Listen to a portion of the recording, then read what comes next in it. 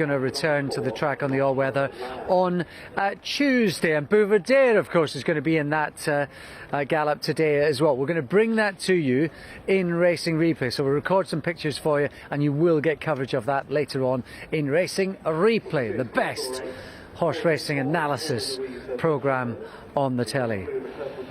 There they go on the way to post.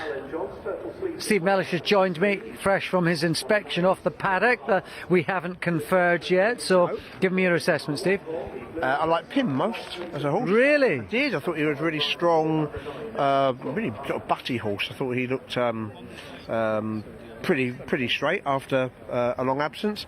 I also like the rank outsider, Condor Race, as an animal. Okay. I really liked Danny Kerwin. Yeah, well, I can see that. You know, he's more powerful for now at the front end than he is at the back, so I think he is a horse who's going to flourish physically with age and racing. And actually, from the heart, Philip Hobbs' horse was quite blanketed up, a bit of a flat influence from the heart. I actually thought he looked well. Yeah, it might be an informative bumper. There's certainly a couple of horses here with a big reputation, or they've earned as well. I mean, Danny Kerwin, who you liked, was a wide margin winner of an Irish Point, made a really good impression that day, and clearly is pretty useful, and had still got an entry in the Cheltenham bumper, as has Pim, who we've already seen actually in the bumper race when winning a race to which Nicky Hens has often introduced a good horse in when he won at Ayr last year. Yeah, Sprinter Sacre, of course, ran in that particular race as well once upon a time, and Nichols and Henderson won this very race in successive years, around about a decade ago, 10 years on from Riverside Theatres winning this. Of course, a step along the journey to Ryanair success for him, and Paul Nichols won it a year later with King's Legacy, and it looks like history might repeat itself 10 years on with Danny Kirkup and Ping, according to the market. What about in form terms of what we've seen so far? Pim's race, Potter's Tales, Foss Last Effort, and Larkborough Lads run at Southall. Yeah, Pim form I think is okay. It's worked out as being all right. I think, not exceptional, but okay. Saturday Night Fever's running 2 races so far. The form I think has been similar both times. Run different sort of races. He came there looking like the winner first time out, and then next time he sort of stayed on late. But in terms of ability, I think he's run similar races. I quite liked Special Acceptance's first run, but they did give me the impression he might be a stayer the way he ran, not just because he finished the race off, the way he travelled through the race. I thought he looked a bit like a stayer. Larkborough Lads also ran perfectly well, much better than the market suggested, 20 to 1 chance, but he was really quite a good keeping on in a good ground bumper at Southall.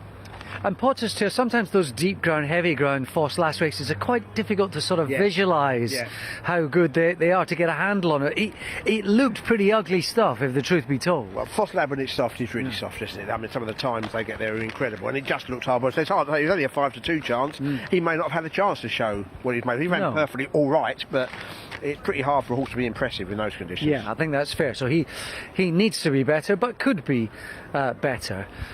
And on balance, how much quality do you think is lining up here today?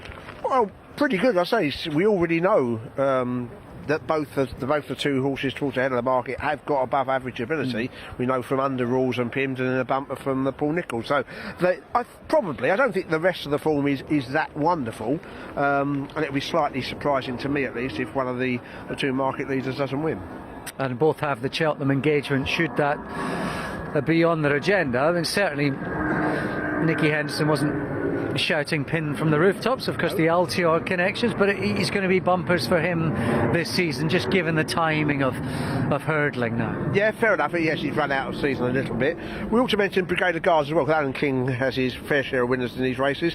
Quite liked him. I just thought he was slightly on his toes beforehand, as though you could tell it was his first race. Yeah, well, it's interesting if he was a little keen, because he certainly doesn't have a sharp pedigree. He's got a winning family, but the dam's related to Harbour Pilot, who of course chased home, placed in one of Best Mate's Gold Cups, didn't he, way back when? Yeah, he's bred to stay. He's very much a jumping pedigree, a proper jumping pedigree, by presenting as well, so yes.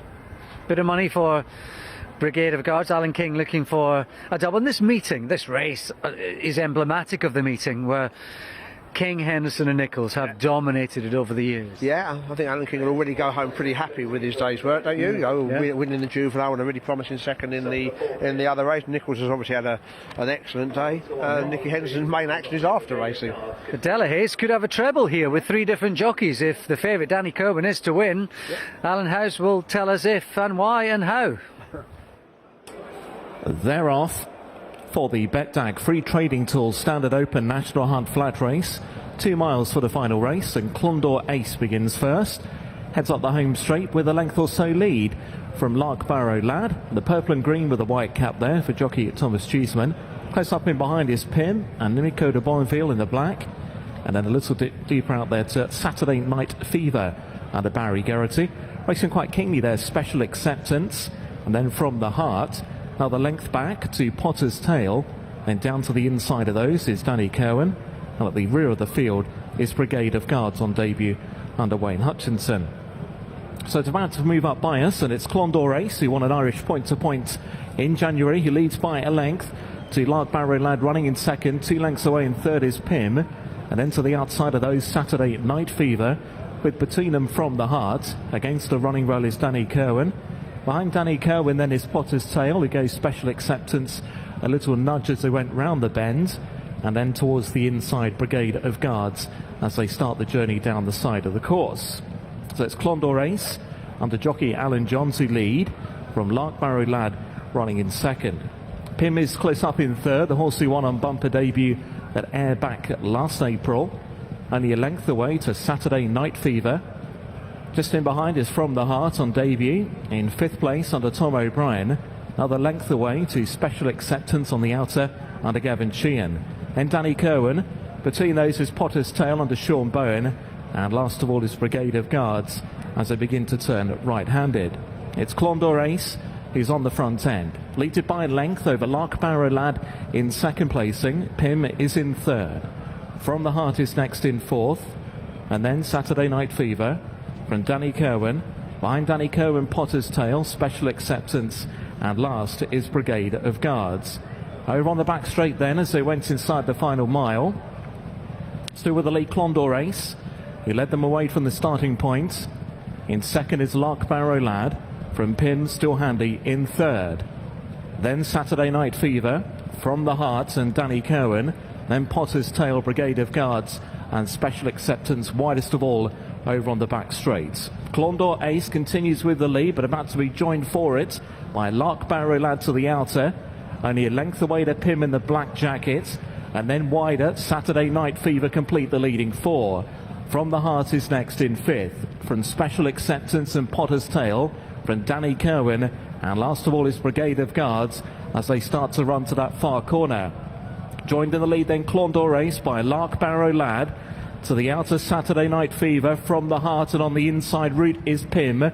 From Special Acceptance and Potter's Tail, ahead of Danny Kerwin, who's covered up for its run, and last on the swing in, Brigade of Guards. So plenty with a chance as they turn towards the final 3 furlongs. New leader, a clear lead now for Lark Barrow Lad. Picks it up, moves away by 2 lengths. 2 in second, Saturday Night Fever. Special Acceptance in third. Then the weakling Clondor Ace. Potter's Tail starting a run, and so too Danny Kerwin to the outside of the field in the blue and pink. They race on towards the final quarter mile. Lark Barrow Lad is running green. Here on the inside, Saturday Night Fever picks up the running, but all the time here goes Danny Kerwin, travelling with menace towards the near side. Pim now ridden for more as well, tries to get involved to the far side, but Danny Kerwin quickens inside the final furlong, lengthens away by a few lengths over Pim in second. Back in third is Lark Barrow Lad on the run towards the line. It's Danny Kerwin shaken up here by Sam Twiston Davis, and a treble for Paul Nicholson owner Mrs Johnny Delahaye. It's Danny Kerwin to beat Pim,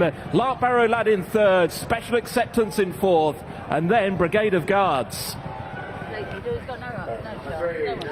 What a day for Paul Nicholls, an even better one for the Delahayes, who enjoy a treble on the afternoon on this Super Sunbury Saturday, and with 3 different jockeys in the plate as well. Harry Cobden, Sean Bowen earlier on, and now the number 1 stable jockey Sam Twiston-Davies gets in on the act as well. Danny Kerwin, the betting favourite of the Talking Horse, delivers in some sort of style to beat a previous winner, Pim, and one with experience in Loughborough Lad, so there could be some substance to that. What there is a horse who has just glided through this in second gear, and the horse I think with the most physical scope in the whole field has absolutely bridled them with real quality, Steve. The most impressive bit is that he's not getting much of a run here. He knows he's going really well, and quite rightly he takes